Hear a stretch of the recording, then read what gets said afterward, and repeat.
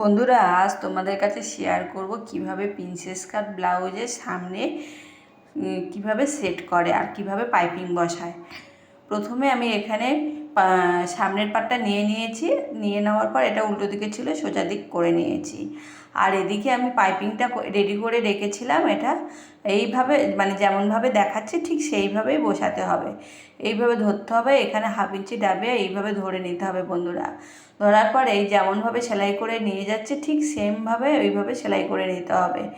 দেখুন বন্ধুরা, প্রথমে সামনের পাটটাই সেলাই করে নিতে হবে। এবার পাইপিংটা আমি এইভাবে সুতোটাগুলো কেটে দিলাম। কেটে দেওয়ার পর দেখুন আবার ওরকমই সেম এদিকের পাটটা বসিয়ে নিতে হবে। বসিয়ে নেওয়ার পর দুটো পাট যখন আমার রেডি হয়ে যাবে তখন আমি সাইডের পাটটা নিয়ে নিলাম। নিয়ে নেওয়ার পর এটা সেম একই প্রসেসে উল্টাতে হবে। উল্টিয়ে নেওয়ার পর যেমনভাবে আমি ধরছি ঠিক এইভাবে ধরতে হবে। এখানে 1/2 ইঞ্চিভাবে রেখে মানে ভিতরের দিকে রাখতে হবে, রেখে সেলাই করে নিতে হবে। ওপর থেকে এইভাবে বসিয়ে নিতে হবে বন্ধুরা। এটা খুব সহজে ওপর থেকে বসিয়ে এইভাবে ভিতরের দিকে 1/2 ইঞ্চি রাখতে হবে এইভাবে ধরে ধরে। আর এটা তো একদম মাপে মাপে কাটা, এটা একদম মাপে মাপে মিল হয়ে যাবে। যেমনভাবে সেলাই করছে ঠিক এরকমভাবে সেলাই নিয়ে আসতে হবে। এটা ঘুরিয়ে এইভাবে সেলাই নিয়ে আসতে হবে।